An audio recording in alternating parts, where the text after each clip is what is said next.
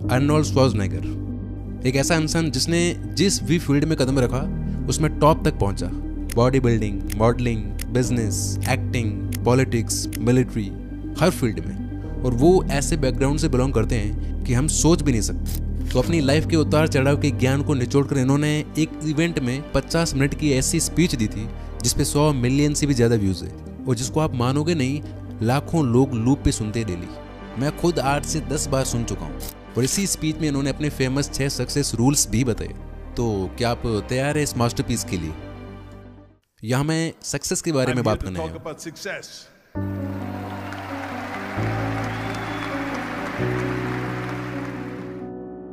यहाँ स्टेज पे मैं यही अपने पहले 3 रूल्स की बात करूंगा और फिर आगे बाकी के लास्ट 3 रूल्स के बारे में। सक्सेस का पहला रूल, आपके पास एक गोल, एक विजन होना चाहिए।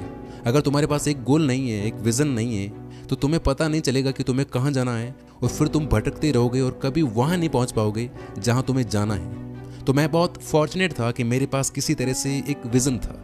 मेरा जन्म सेकेंड वर्ल्ड वॉर के बाद साल 1947 में ऑस्ट्रिया में हुआ था। बड़े होते समय मुझे वहाँ का वातावरण पसंद नहीं था। मैं कैसे भी करके वहाँ से निकलना चाहता था, क्योंकि मैं अपने आप को एक फार्मर, फैक्ट्री के एक मजदूर या किसी ऐसे मामूली काम में देख ही नहीं पाता था। मेरे पेरेंट्स चाहते थे कि मैं वहीं रहूं, शादी करूं, बच्चे पालूं और उनके जैसी सिंपल लाइफ जीऊं, पर ये उनके सपने थे, मेरे नहीं। ऐसे एनवायरनमेंट में रहते हुए भी मेरा गोल, मेरा विजन पता नहीं कैसे बट पूरी तरह से अलग था। मुझे लगता था कि मैं कुछ यूनिक, कुछ बड़ा करने के लिए बना हूँ। मुझे याद है जब मैं 11 साल का था और एक दिन स्कूल गया, वहाँ उन्होंने एक डॉक्यूमेंट्री दिखाई अमेरिका के बारे में। उसमें दिखाए गए थे लंबे लंबे स्काई स्क्रैपर्स, ऊंची बिल्डिंग्स, बड़ी बड़ी ब्रिजेस, 6 लेन हाईवेज। और ये सब देख के मेरे दिमाग में एक ही बात थी, यही वो जगह है जहाँ मुझे जाना है, जहाँ मुझे रहना है। मेरे को अब वहाँ रहना ही नहीं था, मैं अमेरिका जाना चाहता था। पर सवाल ये था कि अमेरिका कैसे जाए। उस जमाने में वो ट्रिप बहुत महंगी थी, आज के जैसा बिल्कुल भी नहीं था। तो एक दिन स्कूल के बाद मैं एक स्टोर के पास से गुजरा जो अमेरिकन चीज़ें बेचता था। तो वहाँ मैंने एक मैगजीन देखी जिसके कवर पे था रेग पार्क। वो 3 टाइम मिस्टर यूनिवर्स था और मैंने उससे मूवी में भी देखा था। और उस मैगजीन की कवर पे लिखा था कैसे रेग पार्क मिस्टर यूनिवर्स बना एक सुपरस्टार।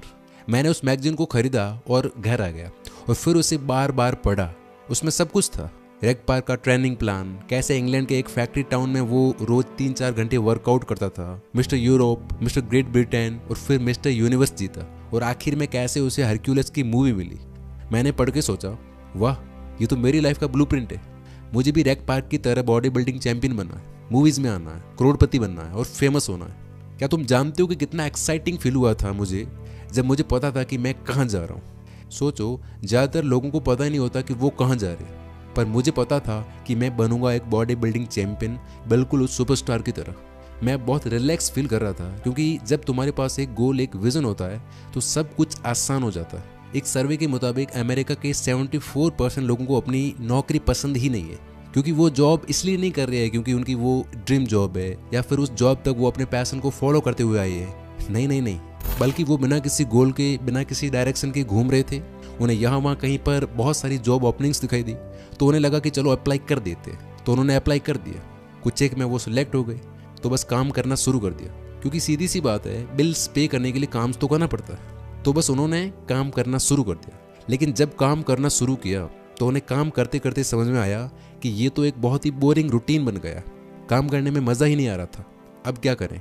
सोच के देखो, सिर्फ 26% लोग अपने काम को पसंद करते हैं और पूरे पैशन के साथ कर रहे हैं, सिर्फ 26% लोग। इसलिए मुझे खुशी थी, बिकॉज मुझे पता था कि मुझे क्या करना है।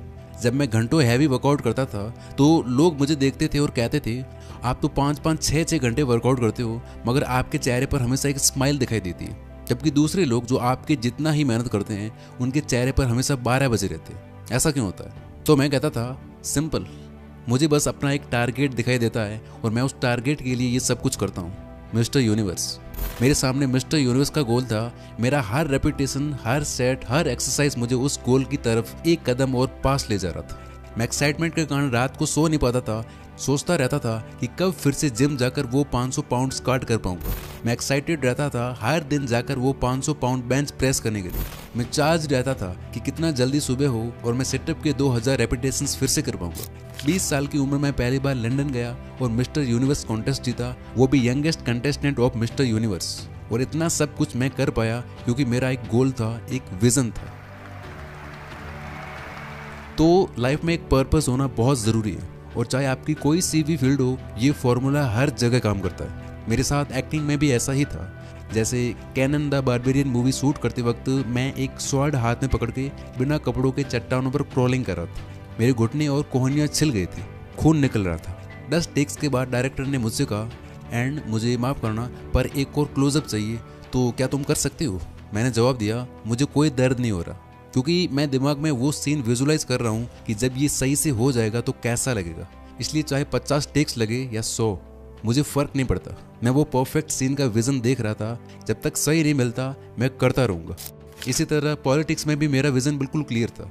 मैं कैलिफोर्निया का लीडर बनूंगा, और यही था जो मैं ज़्यादा से ज़्यादा कर सकता था, क्योंकि मैं अमेरिका में पैदा नहीं हुआ था तो प्रेसिडेंट नहीं बन सकता था। तो कैलिफोर्निया जो दुनिया का 5th लार्जेस्ट इकोनॉमी है, उसका गवर्नर बनना मेरे लिए बहुत बड़ा अचीवमेंट था। यहाँ तक कि लोग कहते थे कि ये तुमसे नहीं होगा, तुम छोटी पोजीशन के लिए ट्राई क्यों नहीं करते। पर मैंने सीधे गवर्नर बनने के लिए रेस ज्वाइन की और 2 महीने बाद जीत भी गया, क्योंकि मुझे पता था कि एग्जैक्टली क्या क्या चेंजेस लाने हैं कैलिफोर्निया में। एक चीज़ मैं आपको बता दूं कि अपने गोल को विजुलाइज करने से और उसके पीछे फोकस्ड तरीके से काम करते रहने में एक तरह का मज़ा आने लगता है। फिर वो दौड़ भाग थकान नहीं, मज़ा देती है। आप थक नहीं सकते। तो ये था रूल नंबर 1, चाहे आप जो कुछ भी करो, आपके पास एक विज़न, एक पर्पस होना ही चाहिए। सक्सेस का दूसरा रूल, पैसिमिस्ट लोगों की मत सुनो। जब मैं अमेरिका जाने और बॉडी बिल्डिंग चैंपियन बनने की बात करता था तो मेरे माँ बाप और सब लोग कहते थे ये इम्पॉसिबल है, पैसा कहाँ है, बिना पैसे के वहाँ जाके करेगा क्या, अमेरिका में कोई तेरा वेट नहीं करेगा, वहाँ पहले से ही बड़े बड़े बॉडी बिल्डर्स हैं। पर मैंने प्रूव किया कि ये हो सकता है, क्योंकि लोग इम्पॉसिबल बोलते थे, मैं सुनता था पॉसिबल। क्योंकि मैं मानता हूँ, जैसा नेल्सन मंडेला ने कहा है, सब कुछ इम्पॉसिबल होता है जब तक कोई करके ना दिखाए। तो मैंने सोचा मैं ही वो कोई बनूंगा।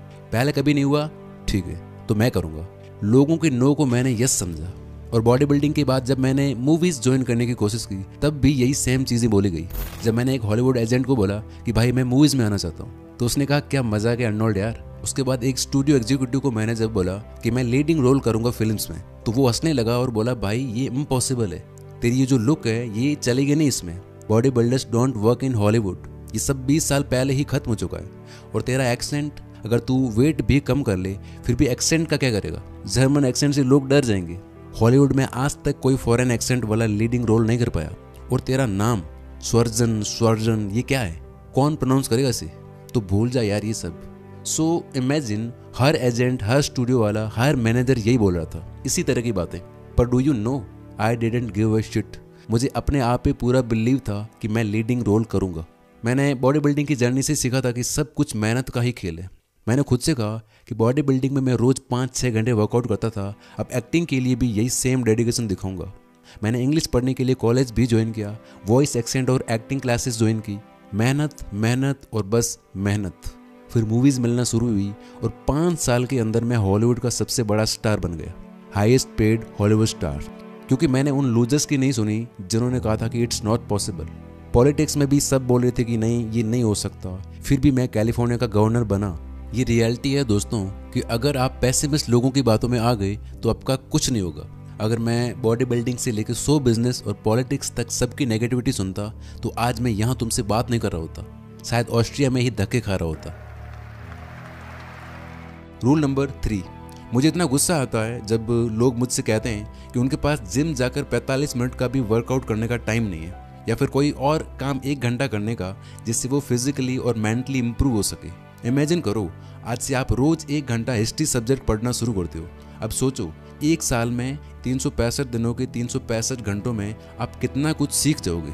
या फिर कोई और सब्जेक्ट, कोई और टॉपिक जिसके बारे में आप पैशनेट हो, उसे कंसिस्टेंटली बिना बहाना बनाए 1 साल तक पढ़ो या करो, तो उसमें आप कितना ज़्यादा अच्छे हो जाओगे।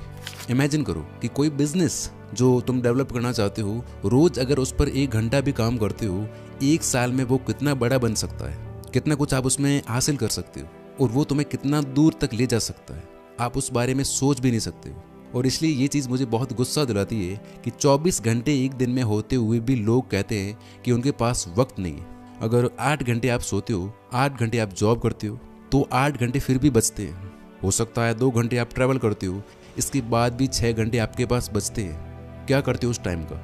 सोच कर देखो, मे बी उस टाइम में लोगों से मिलते हो, खाना खाते हो, एंटरटेनमेंट या कुछ और करते हो, मगर तुम्हें ये क्लियरली समझ में आ रहा होगा कि कितना सारा टाइम फिर भी बच के आता है। अगर हम ये सारा टाइम ऐड करके देखें, अगर तुम अपना टाइम ऑर्गेनाइज करके, अपने काम को ऑर्गेनाइज करके देखो, तो कितना सारा टाइम एक साल में तुम्हारे पास निकल कर आता है। जब मैं अमेरिका आया था तो मैं कॉलेज जाता था, मैं दिन में 5 घंटे वर्कआउट करता था।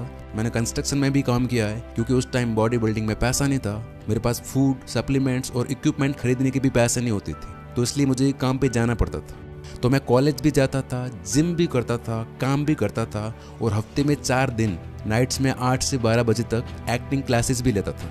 और इतना सब कुछ करने के बावजूद भी मैंने 1 मिनट के लिए भी खाली टाइम निकालकर रिलैक्स करने का बहाना नहीं बनाया। 1 मिनट भी मैंने वेस्ट नहीं किया, और यही कारण है कि आज मैं यहाँ खड़ा हूँ। मोहम्मद अली, उनको मैंने अपनी आंखों से जिम में रगड़ रगड़ के मेहनत करते हुए देखा है। एक बार की बात है कि एक स्पोर्ट्स रिपोर्टर ने उनको जिम में सिटअप्स करते हुए देखा, तो पूछा कि वो रूटीन में कितने सिटअप्स कर लेते हैं। तो मोहम्मद अली ने बड़ा कमाल का जवाब दिया। उन्होंने कहा वो काउंटिंग ही तब स्टार्ट करते हैं जब बॉडी पेन करने लगती है। इसको बोलते हैं हार्डवर्क। हार्डवर्क से कोई नहीं बच सकता अगर वो लाइफ में कुछ करना चाहता है तो। कोई फर्क नहीं पड़ता कि तुम कितने बड़े बाप की औलाद हो, रगड़ के मेहनत करो।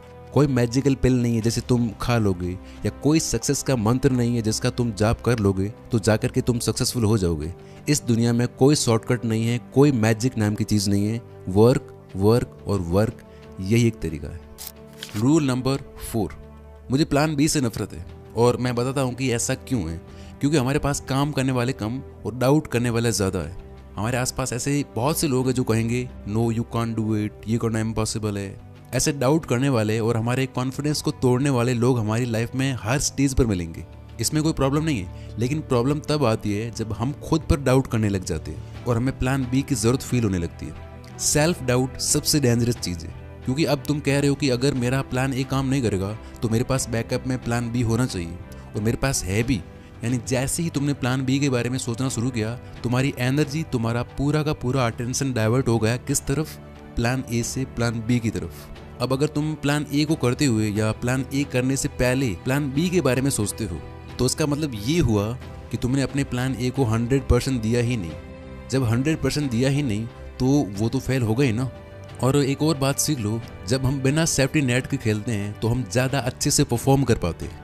एक प्रोडक्टिव प्रेशर होता है हम पर, जो हमें अपना 100% देने पर मजबूर करता है। तो अगर तुम्हारे पास प्लान बी है तो खुश मत हो कि वाह मेरे पास तो प्लान बी है, अगर प्लान ए फेल हो गया तो मैं सेफ हूँ। ये कोई अच्छी बात नहीं है। नफरत है मुझे इस एटीट्यूड से। इस तरह काम करने से आपका प्लान बी फिर से प्लान ए बन जाएगा, जो कि फेल हो जाएगा। मेरी खुद की लाइफ में मेरे पास कभी कोई प्लान बी नहीं था। मैंने अपनी कमिटमेंट दे दी थी, full time body building champion बनना है, मतलब बनना है। मैंने फुल कमिटमेंट की थी खुद से कि मैं अमेरिका में सर्वाइव करके दिखाऊंगा। मैंने फुल कमिटमेंट की थी कि मैं शो बिजनेस यानी फिल्म्स में आऊँगा, और वो भी लीडिंग रोल्स में। मैं हार्डवर्क करूँगा और तब तक करता रहूँगा जब तक मैं अपने गोल को अचीव नहीं कर लेता। सेम रूल मैंने पॉलिटिकल करियर में भी फॉलो किया। तो कुल मिला के मेरी बात मानो तो प्लान बी मत रखो, क्योंकि ऐसा करने से आप खुद का ही नुकसान कर रहे हो और अपनी ही सक्सेस के चांसेस और कम कर रहे हो। लोग प्लान बी क्यों रखते पता है? क्योंकि उन्हें डर लगता है कि मेरा प्लान ए फेल हो गया तो क्या होगा। इसीलिए रूल नंबर 5, हारने से मत डरो, क्योंकि फेल होने में कोई बुराई नहीं है। बड़े से बड़ा आदमी जिसके बारे में तुमने सुना है, वो कई बार फेल होने के बाद वहां पहुंचा है जहां वो आज है। तुम्हें फेल होना ही पड़ेगा अगर सक्सेस की सीढ़ियां चढ़नी है तो। ऐसा कोई सक्सेसफुल इंसान नहीं है जो फेल नहीं हुआ हो। जो हार नहीं सकता वो कभी जीत भी नहीं सकता। बास्केटबॉल प्लेयर माइकल जॉर्डन से एक इंटरव्यू में एक बार पूछा गया कि आज आप वर्ल्ड के ग्रेटेस्ट बास्केटबॉल प्लेयर हो, how does it feel? Michael Jordan ने कहा, वेल आप मेरी सक्सेस के बारे में बात कर रहे हो, आपने मेरे फेलियर्स का जिक्र नहीं किया। मगर मुझसे पूछो तो मैंने ग्रेटेस्ट बास्केटबॉल प्लेयर बनने से पहले NBA गेम्स खेलते हुए 9000 शॉट्स मिस किए थे। 9000, कैन यू इमेजिन? तो क्या वो फेलियर थी? नहीं, वो उस टाइम तक भी all time greatest basketball player थे, मगर वो 9000 बार फेल भी हुए। समझ रहे हो? जितने बड़े फेलियर्स होंगे उतनी ही बड़ी सक्सेस होगी। मैं खुद बॉडी बिल्डिंग कॉम्पिटिशन्स में फेल हुआ हूँ, वेट लिफ्टिंग कॉम्पिटिशन्स में फेल हुआ हूँ, पावर लिफ्टिंग कॉम्पिटिशन्स में भी फेल हुआ हूँ। मैंने ऐसी मूवीज भी की है जो किसी ने नहीं देखी, बकवास थी और बकवास रिव्यूज मिले थे। मैं इलेक्शंस में भी बहुत बुरी तरह से हारा हूँ। हम सब हारते हैं, इट्स ओके। मगर क्या ओके नहीं है पता है? मैं बताता हूँ। हारने के बाद फिर से खड़ा नहीं होना, ये ओके नहीं है। फिर से फेल होने के डर से एफर्ट नहीं लगाना ये ओके नहीं है। खुद की किस्मत या दूसरों को ब्लेम करना ये ओके नहीं है। अपने वीक पॉइंट्स पे काम नहीं करना ये ओके नहीं है। वही गलती फिर से दोहराना ये ओके नहीं है। सिर्फ ऐसा आदमी ही लूजर होता है। विनर्स फेल होते हैं, उठते हैं, फेल होते हैं, फिर उठते हैं। इस तरह कभी भी उठने में फेल नहीं होते, इसलिए यही असली विनर्स होते हैं। इसलिए कहता हूँ हारने से मत डरो। क्यों? क्योंकि हारने की चिंता करोगे तो वहीं रह जाओगे। लाइफ में अच्छे डिसीजंस नहीं ले पाओगे, काम पे फोकस्ड नहीं रह पाओगे और इस तरह लाइफ में कहीं नहीं पहुंच पाओगे। यानी हारने के डर से आप वो कर ही नहीं पाओगे जो आप करना चाहते हो। Relax, it's okay to fail. फिर से अपनी जी जान लगा दो, जो भी है तुम्हारे पास सब कुछ लगा दो। आज नहीं तो कल, देर से ही सही, लेकिन सक्सेस को तुमसे कोई अलग नहीं कर सकता। और छठा नियम है कि ये सब करने के दौरान या इसके बाद जब आप कामयाब हो जाओ, जब आपके पास वो सब हो जो आपने चाहा था, तो ज़रूरतमंदों को और सोसाइटी को वापस लौटाना, किसी भी तरह से कंट्रीब्यूट करना समाज में, क्योंकि ये भी सक्सेस का एक इम्पोर्टेंट रूल है जो आपको अंदर से सक्सेसफुल फील करवाता है।